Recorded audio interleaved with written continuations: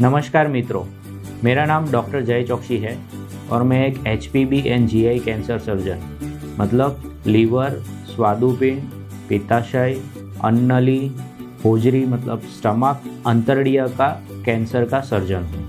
मित्रों, आज 19 नवंबर है और तीसरा गुरुवार नवंबर का है। आज हम वर्ल्ड पैनक्रियाटिक कैंसर डे के नाम से मनाते हैं। पैनक्रियाटिक कैंसर माने स्वादुपिंड का कैंसर। तो स्वादुपिंड के कैंसर की खास बात यह है कि स्वादुपिंड का कैंसर अगर हम इंडिया में देखें तो हर साल 11,000 पेशेंट्स को स्वादुपिंड का कैंसर होता है और लगभग हर साल 10,000 दर्दी स्वादुपिंड के कैंसर के कारण उनकी मृत्यु होती है।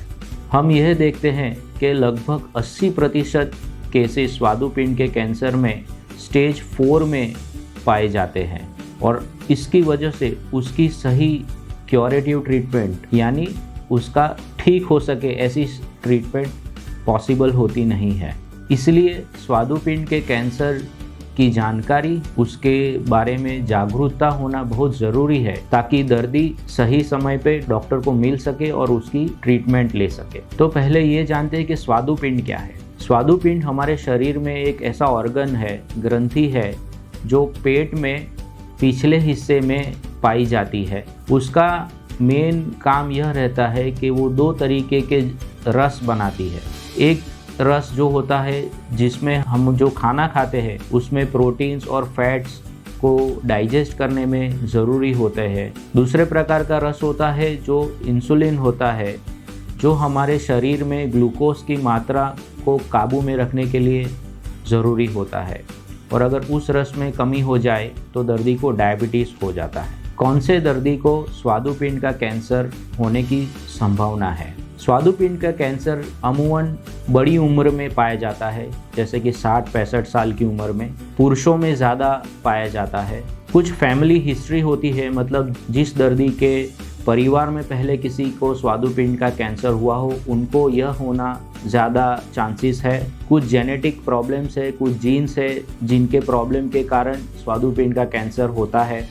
फिर कुछ चीज़ें ऐसी होती है जिनका व्यसन होता है, जैसे कि लंबे समय तक अल्कोहल मतलब दारू का सेवन करना, तंबाकू का सेवन करना, स्मोकिंग मतलब सिगरेट या बीड़ी या उसका धूम्रपान करना। इन दर्दियों में स्वादुपिंड का कैंसर होने की ज़्यादा संभावना होती है। डायबिटीज़ के दर्दी में स्वादुपिंड का कैंसर होने की ज़्यादा संभावना होती है। बड़ी उम्र में नया डायबिटीज़ होना, पहले डायबिटीज़ ना हो और तुरंत डायबिटीज़ होना, तो यह एक संभावना है, यह एक संकेत है कि उस दर्दी को स्वादुपिंड का कैंसर हो सकता है। दूसरी कारण है जैसे मोटापा होना, सेडेंट्री लाइफस्टाइल मतलब बैठे रहना, ऐसे दर्दी को स्वादुपिंड का कैंसर हो सकता है। और कुछ बीमारी है जैसे क्रॉनिक पैनक्रेटाइटिस, जिसमें स्वादुपिंड में सूजन हो जाती है, उसमें पत्थर पड़ जाते हैं और उसके कण खराब हो जाते हैं, तो उनको आगे चल के स्वादुपिंड का कैंसर हो सकता है। कुछ स्वादुपिंड में पानी जैसी गठाने हो जाती है जिसको हम सिस्टिक नियोप्लाज्म कहते हैं, उनको भी स्वादुपिंड का कैंसर हो सकता है। अब हमें कैसे पता चलेगा कि स्वादुपिंड का कैंसर है या नहीं, उसके लक्षण क्या हैं? तो जैसे मैंने पहले बताया कि लगभग 80% केस में दर्दी को जब पता चलता है या वो डॉक्टर के पास जाता है कि उसको स्वादुपिंड का कैंसर है, तब तक काफ़ी देर हो चुकी होती है और 80% दर्दी स्टेज 4 में पाए जाते हैं। उसका यह कारण है कि स्वादुपिंड के कैंसर के लक्षण बहुत ही सामान्य लक्षण हैं। हमें ऐसा लगेगा कि छोटी मोटी पेट की बीमारी है।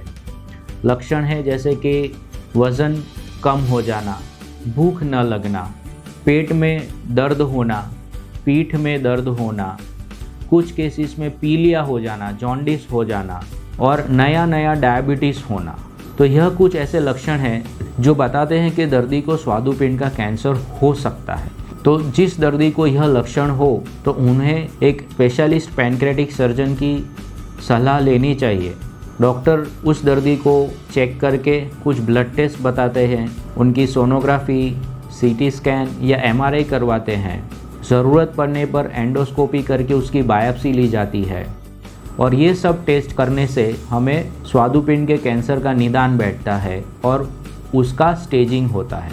स्टेज के हिसाब से दर्दी को ट्रीटमेंट दी जाती है। स्वादुपिंड के कैंसर की ट्रीटमेंट के 3 ऑप्शंस होते हैं। सर्जरी ही एक ऐसी ट्रीटमेंट है जो स्वादुपिंड के कैंसर को कंप्लीट क्योर दे सकती है, मतलब दर्दी को पूरी तरह से ठीक कर सकती है। कुछ केसेस में कीमोथेरेपी यानी दवाइयाँ और रेडिएशन यानी शेक देने की ज़रूरत पड़ सकती है। तो डॉक्टर यह सब टेस्ट करके आपका स्टेजिंग करते हैं और स्टेज के हिसाब से आपको ट्रीटमेंट की सलाह देते हैं।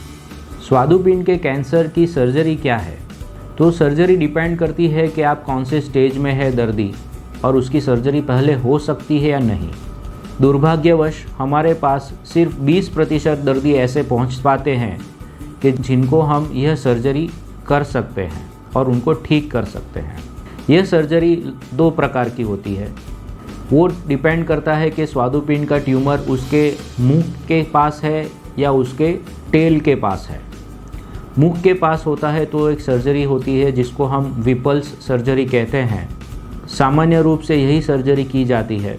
इस सर्जरी में स्वादुपिंड का कैंसर की गठान के साथ स्वादुपिंड का मुख, ड्यूडेनम मतलब छोटी आंत का पहला हिस्सा, पित्ताशय और पित्त की नली को पूरा निकाला जाता है और पूरी गठान निकालने के बाद स्वादुपिंड को, पित्त की नली को और स्टमक को अंतड़ियों के साथ जोड़ के स्वादुपिंड के रस यानी पैनक्रेटिक जूस का रास्ता, पित्त का रास्ता और खाने का रास्ता नया बनाया जाता है।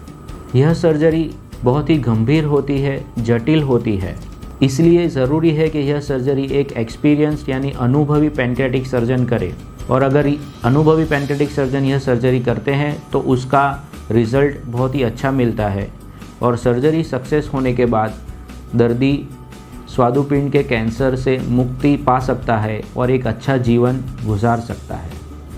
तो दोस्तों, कैसे हम स्वादुपिंड के कैंसर से बच सकते हैं? वैसे कुछ ऐसी आदतें होती है जैसे हमने पहले बताया, हमें अल्कोहल से या शराब से दूर रहना चाहिए, धूम्रपान नहीं करना चाहिए, टोबैको यानी तंबाकू के सेवन नहीं करना चाहिए, एक अच्छा लाइफस्टाइल अपनाना चाहिए, मोटापा दूर करना चाहिए, एक्सरसाइज रेगुलर करते रहना चाहिए। हमारे खाने में हरी सब्जियां, ग्रीन वेजिटेबल्स और फ्रूट्स यानी फल का पोर्शन ज़्यादा रखना चाहिए और लाल मांस के सेवन से बचना चाहिए। यह कुछ ऐसी चीज़ें हैं जो हम हमारे जीवन में ला सकते हैं तो हम स्वादुपिंड के कैंसर से और दूसरे सभी पेट और पाचन तंत्र में होने वाले कैंसर से बच सकते हैं।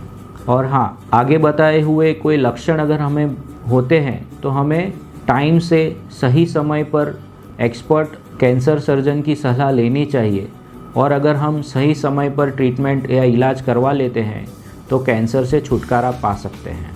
कैंसर मतलब कैंसल नहीं होता है, हम कैंसर के सामने लड़ सकते हैं और उससे छुटकारा पा सकते हैं। तो मित्रों, अगर आपको स्वादुपिंड या पेट में होने वाली अन्य बीमारी तथा कैंसर के बारे में और कोई जानकारी चाहिए तो आप मेरा संपर्क कर सकते हैं। मैं डॉक्टर जय चौकसी, सर्जिकल गैस्ट्रोएंट्रोलॉजिस्ट, सूरत में प्रैक्टिस करता हूँ।